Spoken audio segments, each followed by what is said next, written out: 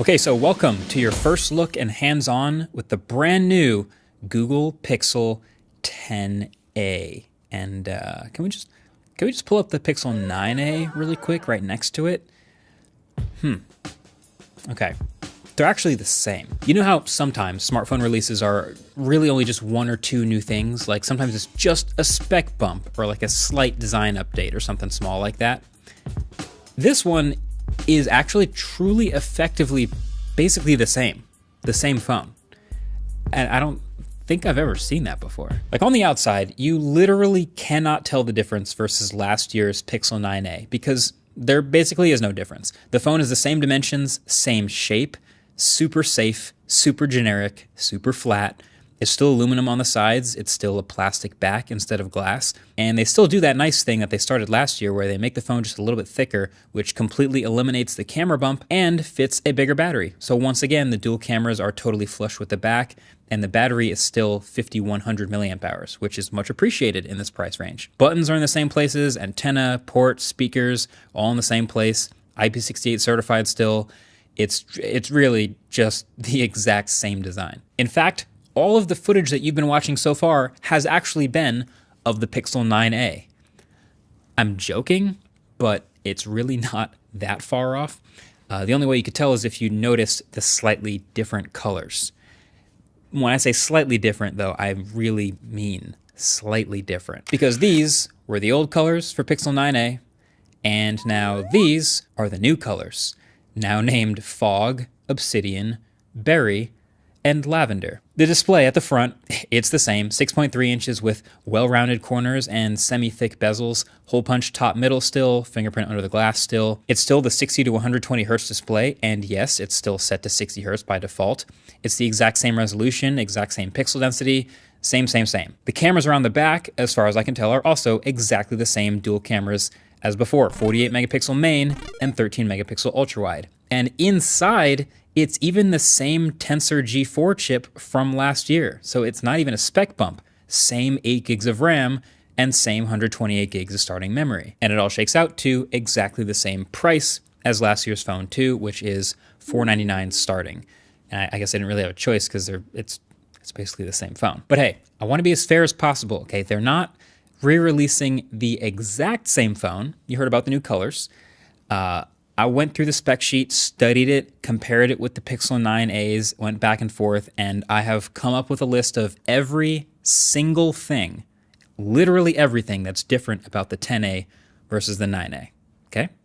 Here you go. So that Pixel 10a's display is the same size, resolution, refresh rate, pixel density, aspect ratio, hole punch, fingerprint reader, and everything, but it is about 10% brighter, up to 3000 nits peak brightness, and it's covered in a slightly newer Gorilla Glass 7i instead of Gorilla Glass 3. And they say the bezels are just a tiny bit thinner. It's also a slightly faster 30-watt peak charging rate, up from 23 watts. And the camera bump, okay, if you look at the Pixel 9a, you see how there's technically like a tiny camera bump?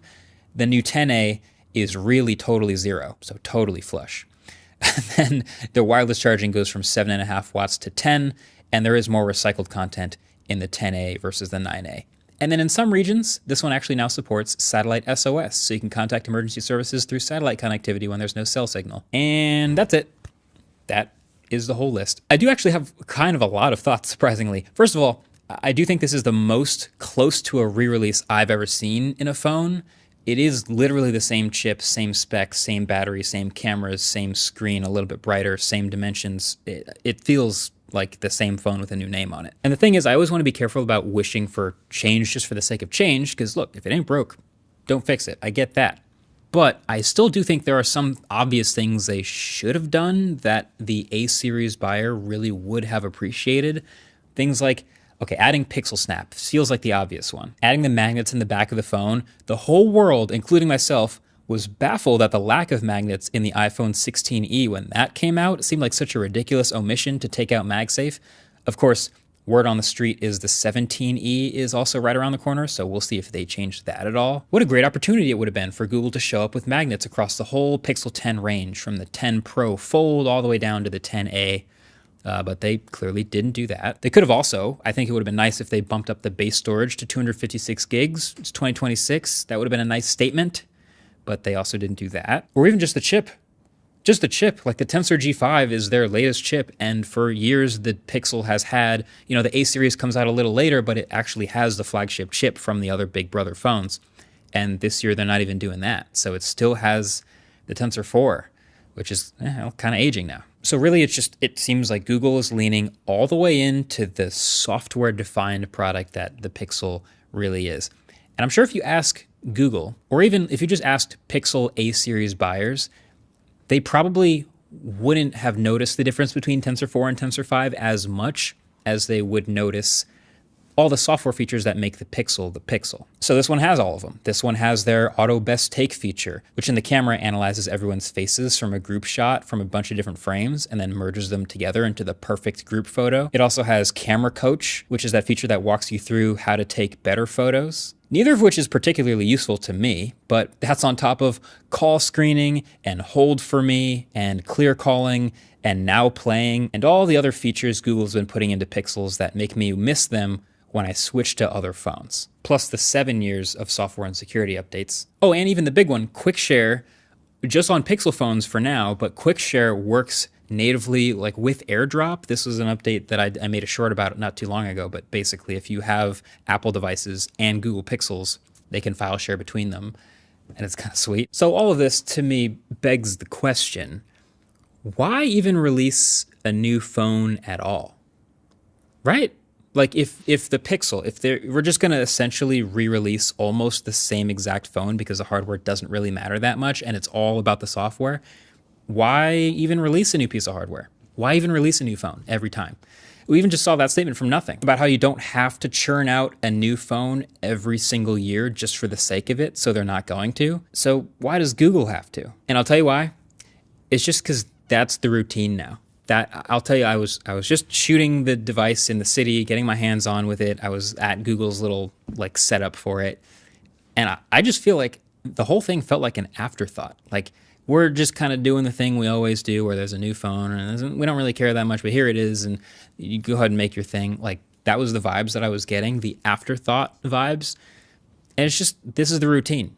And this is the sort of default that capitalism, the new companies sort of just fall into.